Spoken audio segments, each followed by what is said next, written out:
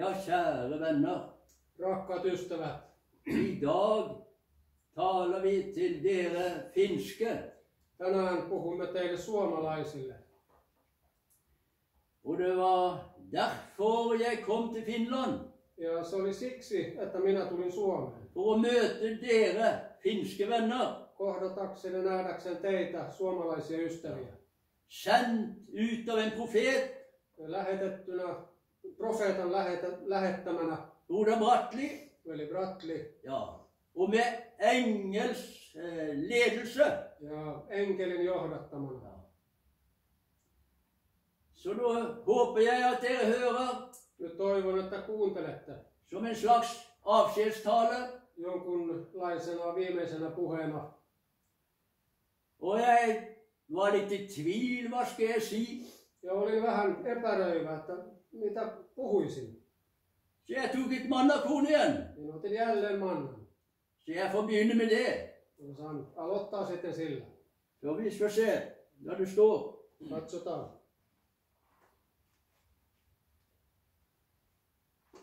Første kongebok, Ensimmäinen kuningasten kirja. 18. 18. luku. 34 til 39. 34-39. Og han sa, fyll 4 krukker med vann, og øs det ut over brennofferet og over veden. Så sa han, gjør det en gang til. Og de gjorde det annen gang. Så sa han, gjør det tredje gang. Og de gjorde det tredje gang. Og vannet fløt rundt om alteret, og han fylte også grøften med vann. Men ved den tid matofferet blir båret frem, trådte profeten Elias frem og sa, Herre, Abrahams, Isaks og Israels Gud, la det i dag bli vitterlig at du er Gud i Israel, og at jeg er din tjener, og at det er på ditt ord jeg har gjort alt dette. Svar meg, Herre, svar meg, så dette folk må kjenne at du, Herre, er Gud, og at du nå vender deres hjerte tilbake til deg. Da falt Herrens ild ned og fortærte brennofferet og veden og stenen og jorden og slikket opp vannet som var i grøften, og at folket så det. Og de falt ned på sitt ansikt og sa, Herre, han er Gud. Herren, han er Gud. Ja hän rakensi kivistä alttarin Herran nimeen ja teki alttarin ympärille ojan, johon olisi mahtunut 2 seamittaa jyviä. Sitten hän latoi puut, paloitteli mullikan ja pani kappaleet puiden päälle. Ja hän sanoi, täyttäkää 4 ruukkua vedellä ja vuodattakaa se polttouhrin ja puiden päälle. Ja hän sanoi, tehkää se toinen kerta. Ja he tekivät niin toisen kerran. Vielä hän sanoi, tehkää se 3. kerta. Ja he tekivät niin 3. kerran. Niin vesi juoksi ympäri alttarin, ojankin hän täytti vedellä. Ja kun oli tullut hetki, jolloin ruokauhri uhrataan, astui profeetta Elia esille ja sanoi, Herra, Abrahamin, Iisakin ja Israelin Jumala, tulkoon tänä päivänä tiettäväksi, että sinä olet Jumala Israelissa, ja että minä olen sinun palvelijasi, ja että minä olen sinut käskystäsi tehnyt kaiken tämän. Vastaa minulle, Herra, vastaa minulle, että tämä kansa tulisi näkemään, että sinä, Herra, olet Jumala, ja että sinä käännät heidän sydämensä takaisin. Silloin Herran tuli iski alas ja kulutti polttouhrin puut, kivet ja mullan sekä nuoli veden, joka oli ojassa. Kun kaikki kansa näki tämän, lankesivat he kasvoillensa ja sanoivat, Herra on Jumala, Herra on Jumala. Ja, jeg må altså konsentrere min tale om særlig to personer. Minun täytyy keskittää puheeni erityisesti kahden henkilön ympärillä. Disse gamle, gode venner, Nämä vanhat, uskolliset, hyvät ystävät, som dere alle lærte å kjenne. joita te kaikki opitte tuntemaan Her i Kyrkslet. täällä Kirkkonummella. Det var Gunnar Vikstedt og Valdemar Svan. Se oli Gunnar Vikstedt ja Valdemar Svan. Ja. To helt forskjellige personer Kaksi aivan erilaista henkilöä, som sto her trofast jotka seisoivat täällä uskollisesti med en fattig liten gruppe. pienen köyhän ryhmän kanssa, Ja. Utskilt. erotettuna. Ja. Ja, til dem kom jeg Heille minä tulin for 52 år siden. 52 vuotta sitten. Ja, eller snart 50 år siden til Kyrkslet. Noin 50 vuotta sitten Kirkkonummelle. Og vi hadde en god tid sammen. Ja meillä oli hyvä aika yhdessä. Ja. Og det kom da flere og flere unge finske venner. Ja enemmän tuli sitten nuoria suomalaisia ystäviä. Og som dere alle husker, Ja niin kuin kaikki muistatte, det var en god tid. se oli hyvä aika. Ja, oi, lovet være Gud for den tiden. Ylistetty olkoon Jumala siitä ajasta. Og broder Svan, han ledet møtene. Ja veli Svan, hän johti kokouksia. Og når det begynte å bli vanskelige tider, Ja kun alkoi sitten vaikeat ajat tulemaan, broder Svan ante at det er noe på gang. veli Svan, hän aavisti, että jotain on tekeillä. Og vi samtalte litt. Ja me keskustelimme vähän. Så sa broder Svan til meg, Ja sitten veli Svan sanoi minulle, hvis det blir splittelse, että jos tulee hajannus, da skal jeg ikke gi dem tomta mi, silloin minä en anna heille minun tonttia, så de skal bygge lokale der. niin että he rakentaisivat sinne oman salinsa. Da vil jeg være sammen med deg, Willy. Silloin haluan olla sinun kanssasi, Vili. Men så kom prøvningen, Mutta sitten koetus tuli, som det er bestandig. niin kuin aina on. Ja, det kommer en prøve Koetus tulee. på dine ord. Sinun sanat koetellaan. Ja. Ja, da kom broder Svan på valg. Veli Svan joutui valitsemaan, Fordi hans hustru, som var 18 år vel, eldre enn han, koska hänen vaimonsa, joka oli muistaakseni 18 vuotta häntä vanhempi, hun døde hän kuoli like før det braka løs. juuri ennen kuin kaikki alkoi tapahtumaan. Og han ville gjerne gifte seg Ja hän halusi mielellään mennä naimisiin på nytt igjen med en langt yngre søster. uudelleen paljon nuoremman sisaren kanssa, Søster Astrid. sisar Astridin kanssa. Så ble det slik. Ja niin sitten tapahtuikin. Ja. Så han ble på den ene siden. Ja hän jäi sille puolelle. Ja. Men jeg tror aldri han ble virkelig lykkelig. Mutta minä en usko, että hänestä tuli koskaan oikein onnellista. Dette taler jeg fra mitt hjerte. Tämän minä puhun sydämestäni. Han følte, han visste. Hän tunsi ja hän tiesi, Men det er vanskelig å ofre alt. mutta se on vaikeaa uhrata kaiken. Men så har vi broder Gunnar Vikstedt. Mutta sitten meillä on Gunnar Vikstedt. Han var litt spesiell, Hän oli vähän erikoinen, men trofast. mutta uskollinen. Han kom alltid et kvarter eller halv time før møtet. Hän tuli aina semmoinen vartti tai puoli tuntia ennen kokousta. Som en klokke, trofast. Ihan niin kuin kello, uskollisesti. Ja. Så jeg har altså fått hans sangbok. Olen saanut myös hänen laulukirjansa. Jeg synger av hans sangbok. Minä laulan hänen laulukirjastansa. Og ser alle hans merkninger for hver sang. Ja näen kaikki hänen merkinnöt, mitä hän on kirjoittanut jokaisen laulun kohdalle. Ja. Og ser hans tanker. Ja näen hänen ajatukset. Ja. Hvilken mann. Mikä mies. Han tjenestegjorde under krigen mot russerne. Hän palveli sodassa Venäjää vastaan. Jeg tror hele krigen. Muistaakseni koko sodan. Ja.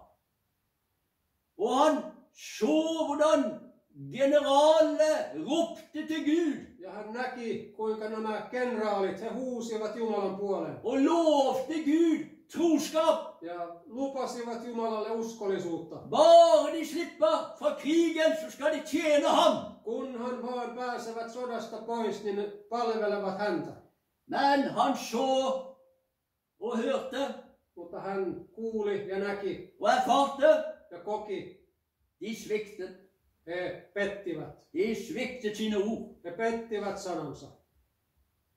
Men Gunnar Vikstedt, Mutta kun Vikstedt, han stod fast. hän seisoi lujana. Han ba jeg lede våre møter. Pyysin häntä johtamaan meidän kokouksia. Så han ledet dem, var det 1 eller 2 år, Ja niin hän teki. Hän johti vuoden 2 før han døde. ennen kuin hän kuoli. Og da satt han og leste sin bibel, Ja silloin hän istui ja luki raamattua. og gikk for å sette bibelen på plass. Ja käveli laittaakseen sen raamatun hyllyyn. Og mens han gikk over gulvet Ja kun hän käveli lattian yli med bibelen i hånd, raamattu kädessä, så falt han ned på gulvet. siihen hän kaatui lattialle. Ja. Da var hans løp fullendt. Silloin hänen juoksunsa oli juostu. Ja.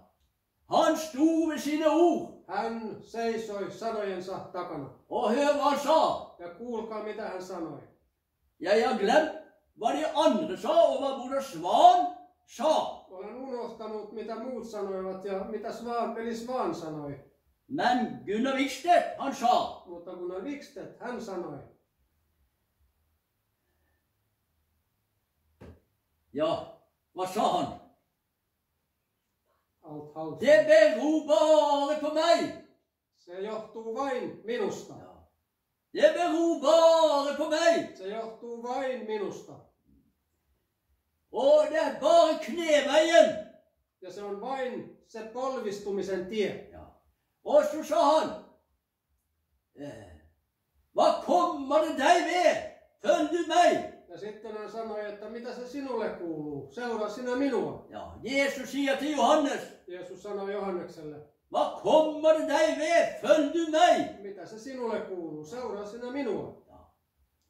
Han følte Jesus helt til slutt. Ja hän seurasi Jeesusta ihan loppuun asti. Ja.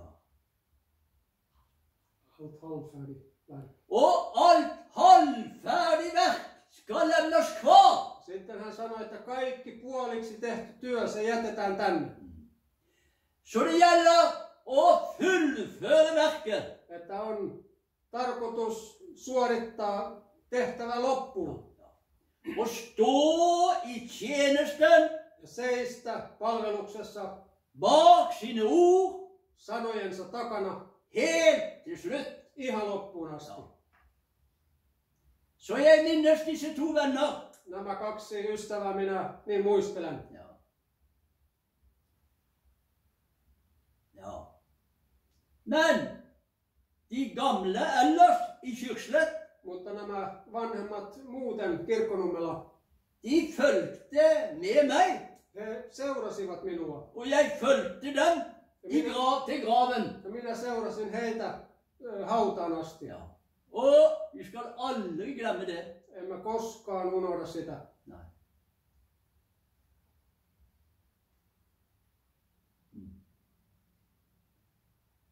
Ja, vi kan lese noen ord. Voidaan lukea muutama sana. I Matteus Matteuksen evankelium.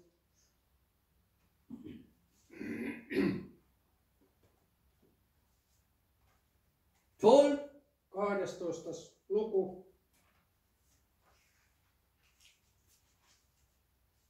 36 og 37. 36. ja 37. jae.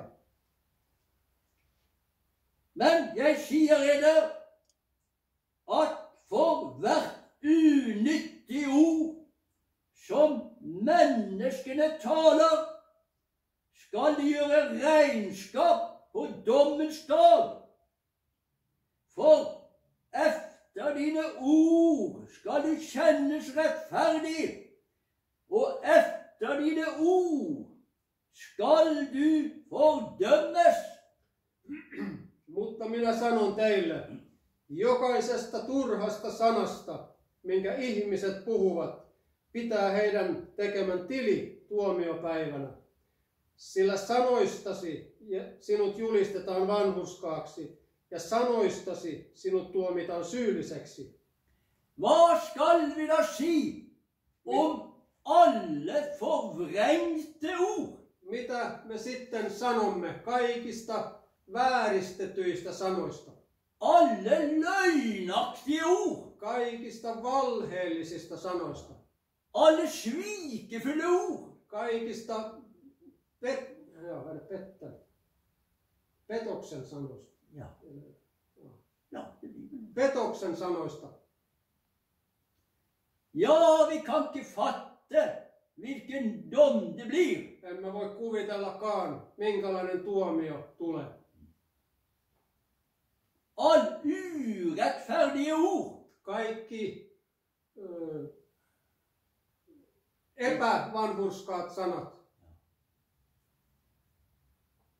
Så det er litt av en dom som venter. Se on valtava tuomio, mikä odottaa.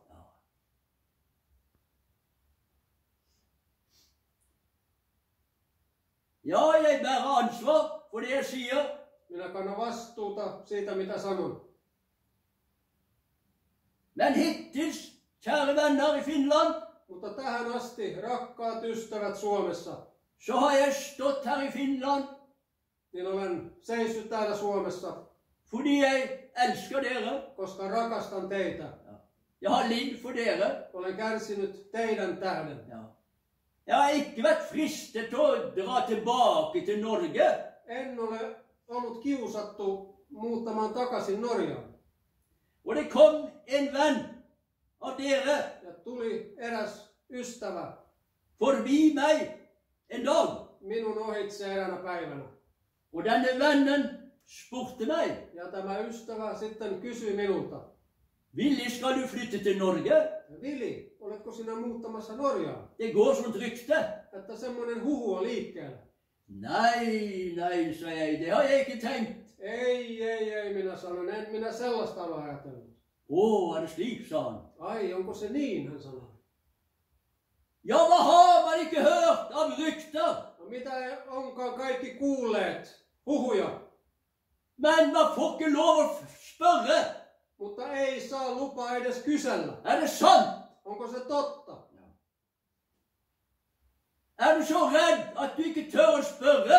Oletko sinä niin, pelkäätkö sinä niin, että et uskalla kysyä? Måtte du finske broder og søster Voi kun sinä suomalainen veli tai sisar kunne manne deg opp voisi vähän miehistyä og spørre meg, ja kysyä minulta. er det sant, Willy? Onko se totta, Vili? Det går kanskje mer rykter enn jeg vet. On ehkä liikkeellä paljon enemmän huhuja kuin mitä minä tiedän. Ja. Om vi kunne holde en regnskapsdag Jos voisi olla tilinteon päivä før det er for sent, ennen kuin on liian myöhäistä, så du kanskje blir lykkelig. niin että ehkä tulet onnelliseksi. For det er åpenbart at det er mange ulykkelige venner. Koska se on selvää ja nähtävissä, että on monia ystäviä, jotka eivät ole onnellisia. Blant dere finske venner, Teidän suomalaisten ystävien keskuudessa. Man kan se det på lång avstånd. Sen näkee pitkältä matkalta. Ansiktet taler. Kasvot puhuvat. Ja. Dere bundne. Te ovat sidottuja. Ja. Og dere har offret mange penger og dugnadstimer. Ja te olette uhranneet paljon rahaa ja talkootunteja. Hva har dere fått igjen? Mitä olette saaneet takaisin? En splittet menighet. Hajannutetun seurakunnan. En frafallen menighet. Luopuneen seurakunnan. Kan dere innse dette? Voitteko nähdä tämän? Det er ikke slik som det var. Se ei ole niin kuin mitä se oli. Måtte dere våge å se det i øynene. Kumpa uskaltaisitte katsoa ja nähdä sen silmiin, Så dere kunne bli frie niin että vapautuisitte og klartenkte. ja selvästi ajattelevia. Og dere satt på møte, det siste møte jeg var på. Ja te istuitte kokouksessa, se viimeinen kokous, missä minä olin. Og så at en engel i menneskeskikkelse kom inn i salen. Ja näitte, että enkeli tuli ihmisen muodossa salin sisälle. Og holdt en tale på 5 minutter. Ja piti puheen, 5 minuutin puheen. Ja. Og hva sa den engelen? Ja mitä se enkeli sanoi? Han talte om poteten. Hän puhui perunasta. Hvordan det blir til potetemos. Millä tavalla perunamuusi syntyy. Ja. Du mister altså hele din personlighet og tankeevne. Sinä menetät siis kokonaan persoonallisuutesi ja ajattelukykysi. Ja. Du blir fortrollet. Sinä tulet noidutuksi. Ja. Og slik har det vært Ja niin on käynyt. i alle disse år. Ja on ollut kaikkina näinä vuosina. Ja. Og nå går det mot slutten. Ja nyt loppu lähenee. Ja. Måtte det enda være nåde for deg. Olisipa vielä armoa sinulle. Kjære dere unge. Rakkaat nuoret. Jeg har jo, dere alle husker Broder Aki Mäkäläinen. Te kaikki muistatte veli Aki Mäkäläisen. Han er den han er. Hän on se, mikä hän on. Og jeg tror ikke på alt han sier. En minä usko kaikkea, mitä hän sanoo. Men han er min venn. Mutta hän on minun ystäväni. I 52 år. 52 vuotta nyt.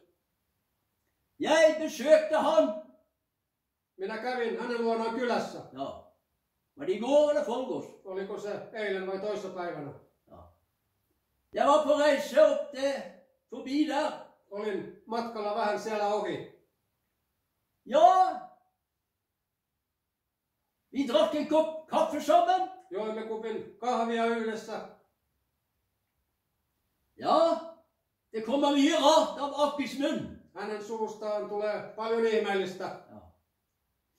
Men jeg vil følge han helt til graven. Mutta minä haluan seurata hänet ihan hautaan asti. Og tåle alt han sier. Ja kestää kaiken, mitä hän sanoo. Han har i 30, 40, 50 år Mitä hän on sanonut 30, 40, 50 vuotta. taler og gjør det samme. Hän puhuu samalla tavalla. Han sier for eksempel, Hän esimerkiksi sanoo, det er ikke noe greie på deg, Willy. sinusta ei ole mihinkään, Vili. Du er lik de norske brødrene. Sinä olet niin kuin ne norjalaiset Du er veljet. lik under Gangsø. Sinä olet ihan niin kuin Gunnar Gangsö. Ja, du er sånn. Sinä olet sellainen ja sellainen. Ja, sier jeg bare. Joo, minä vaan sanon. Han er min venn. Hän on minun ystävä. Uansett hvor gale han er. Vaikka kuinka väärin hänen kanssaan olisi. Dere er mine venner. Kuulkaa, te olette kaikki minun ystäväni. Jeg bare håper Minä vain toivon, at dere kan se että näkisitte det som er galt og urett sen, mikä on väärin og forførelse. ja mikä on eksytys. Så skulle du få noen lykkelige dager. Että saisit muutama onnellinen päivä. Selv om alle dine barn skulle stå deg imot. Vaikka kaikki sinun lapsesi olisivat sinua vastaan. Hva gjør vel det? Mitä se haittaa? Følg du meg, som Gunnar Vikstedt. Seuraa sinä minua, Gunnar Vikstedt sanoi. Ja, med dette vil jeg ønske dere en god avslutning på denne tidshusholdningen. Tällä haluan toivottaa teille hyvän lopun tämän ajan viimeiselle jaksolle. Ja, for det går hastig mot sin ende. Koska nyt menee nopeasti loppua kohden. Og tenk på meg, dere, Ja miettikää minua, som nå har minnet dere om dette. joka nyt on muistuttanut teitä tästä. Og følg med meg. Ja seuratkaa minua. Følg med hvordan det går med meg. Seuratkaa, kuinka minun käy. Og følg med hvordan det går med alle mine barn, Ja seuratkaa, kuinka minun kaikkien lapseni käy, som står meg imot. jotka ovat minun vastustajia. Ja, det er som en anskuelsesundervisning. Se on vähän niin kuin semmoinen näköisopetus. Ja.